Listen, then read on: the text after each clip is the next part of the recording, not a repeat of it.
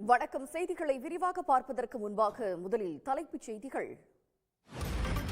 வங்கக்கடலில் நிலவி வரும் ஆழ்ந்த காற்றழுத்த தாழ்வு மண்டலம் காரணமாக ராமேஸ்வரத்தை அடுத்த தனுஷ்கோடியில் எத்தியோப்பியாவில் 12,000 ஆண்டுகளுக்கு பிறகு எரிமலை வெடித்து சிதறியது உலகளவில் புவியியல் ஆய்வாளர்கள் மத்தியில் கவனம் பெற்றிருக்கிறது.